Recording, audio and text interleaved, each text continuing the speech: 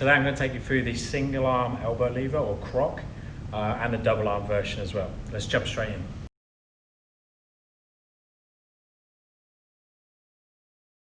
Okay, so for the elbow lever Croc position, we need to make sure the hands are really warmed up because the goal is to take all of our body weight into the hands. So I'm going to walk the hands around, peeling them up and down. So trying to get fingers, knuckles, palms all to open up on both sides. Different positions with the hands.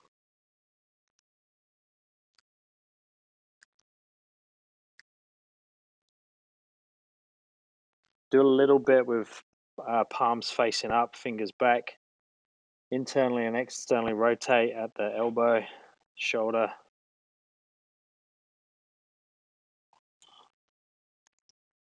Same on the other side.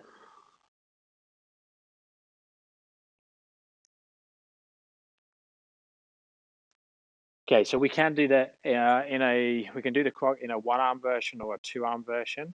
Obviously, the two-arm version is a little bit more easy to balance. The single-arm version is harder to balance. However, positioning-wise, I think the single-arm version is easier to teach and easier to get into than the two-arm version. But let's start with the two-arm version, which is called, I think, a Peacock in yoga. So with the two-arm version, I'm going to have my hands out to the side. So this position, the elbows are pushed into the center, so in towards the midline like that, and we have my elbows quite close. Now in that closed position, it's actually going to make my back round a little bit. So you're not going to get too open with the chest in this position. So I'm going to have my hands pretty close together.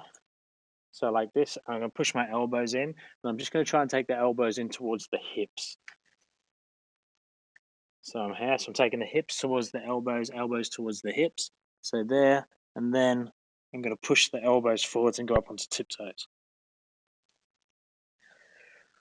So elbows in towards the hips, hands towards the floor, feet away, trying to open up as best you can. And back again. So there'll be weight in the toes, there'll be weight in the hands. Hands turned out to the side. Now, having the hands out to the side allows me to take my shoulders really far forwards as well. And I'm going to try and open the chest up as best I can. But like I say, in that position, it does close the back quite a bit. So once I'm in that position, I can shorten the lever arm of the legs by going into a bit of a straddle. So straddle. Now with the legs in straddle, it's a bit easier to lift the legs up in the air. So I go into a straddle position and then I try and lift the legs. I'm trying to extend the torso and the legs and the hips at the same time. So you get like that inverted dish position. And I've got weight now in my head instead of my toes. So lots of weight in the hands, a little bit in the head, no weight in the toes. So in this position, slide out, straddle, head, extend. Now we want to create is a bit of a seesaw effect. So at the moment, I've got too much weight in the head, too much weight forwards. So I'm tipping forwards with the head on the floor. What I want to do now is to pull down with the legs and tip the body like that. So the head is going to raise as the feet lower. So there's the seesaw with the hands being the center of the seesaw. Now, if I feel like I've still got way too much weight to the front, I can adjust my body position back a little bit to shorten the lever arm, or I can play around with the legs. I can open and close them a little bit. So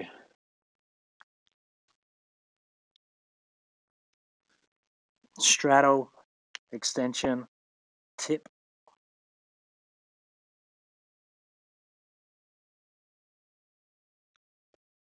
And then it's just finding that balance position where both counterbalance each other, and I like the seesaw's balance so I can stay there, head off the floor, feet off the floor. Now, if that feels okay, I can play around with the legs in straddle and straight. I can open up into different positions with the chest depending on flexibility. So to recap the two-arm version, fingers out to the side, elbows towards the hips, shoulders forward, straddle, lift the feet, head on the floor. Then I tip. Slowly find that balance. Could bring legs together. and come back. So that's the 2-arm version. The single arm version, we actually start in a very similar way. So I'm going to have fingers out to the side, roughly shoulder width apart with the hands. So I'm in that position. Then I'm going to come up onto my toes. I'm going to walk round, taking the elbow towards the belly button and try and sit onto my elbow. If I can and I'm balanced, I should be able to come off the floor. Then I'm going to walk around to the other side. Same thing. Come off.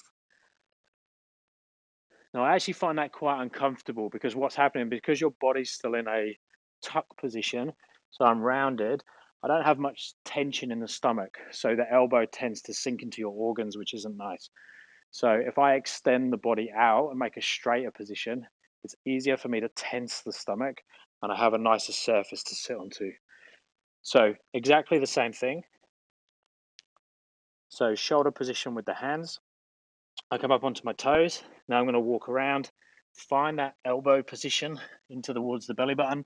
But see, notice now that I'm in a straighter body. Now this is easier to tense. So I can tense the stomach. Just see if I can lift that hand. If I can't lift the hand, I could go fingertip. Just go fingertips or one finger in that position. So I obviously do both sides. Now, if that is comfortable and I can get the hand off, I could do the same thing as like the opposite movement and try and get my feet off, but I'll have my hand or even my head towards the floor. So similar like we've done with the 2-arm version. So I walk around, this time taking the head to the floor, weight in the hand and the head, and I lift the feet up. Same thing on the other side. So this type of thing gets you used to creating that seesaw effect by having more weight in one side than the other.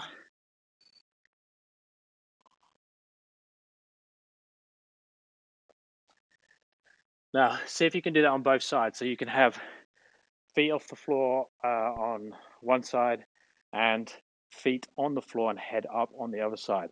So you have that seesaw effect and you can tip between the two. So that's the goal, is to be able to tip between the two and then obviously eventually find the middle ground. Now, when we go to the middle ground, we can start to go fingertips with the supporting hand. I'll start to adjust things a little bit now to get comfortable. So when I initially said have your fingers out to the side, now I'm going to adjust it a little bit to find a comfortable position with this hand that matches the elbow position on the stomach. So for me, I'll probably have my fingers pointing over there, my body like nearly 90 degrees to it. So I'm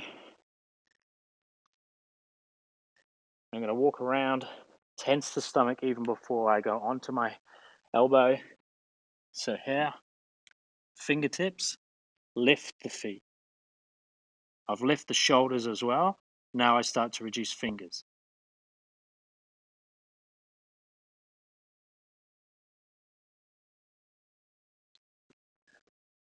So the big thing with that is trying to open up the chest and the shoulders. So come into extension, open up the feet as well. So your body is acting like one piece. So if my feet come down, my shoulders go up and vice versa. What we don't want to have is the feet going up and down and the head and shoulders going up and down separately.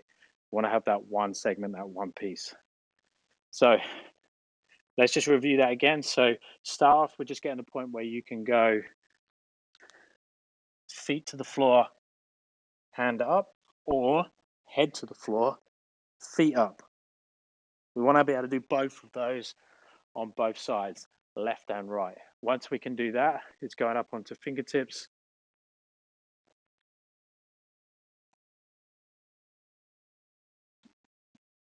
So fingertips as assist.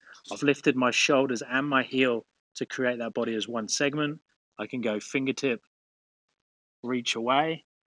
I could touch.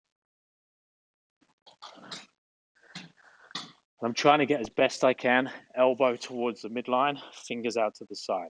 So you have that seesaw effect.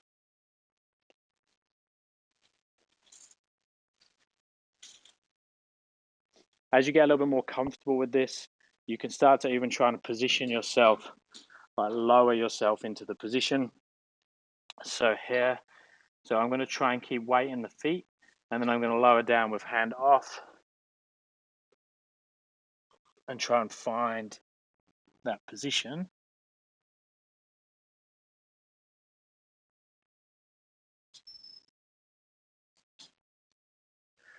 Now, I really like that version. It looks really hard, but I like that version because it forces you to make the body one segment and then lower down to tension.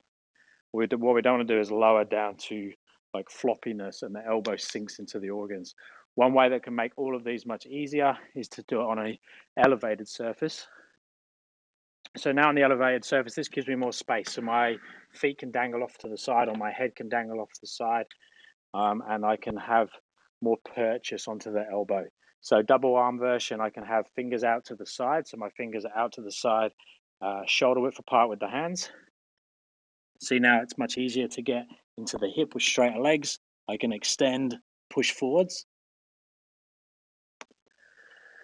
Single arm version, hand away first. So I've already got this fingertip position, elbow towards the midline on top. And then all I'm going to do is extend the legs up. Fingertips are already there. I can reduce the finger or reach away.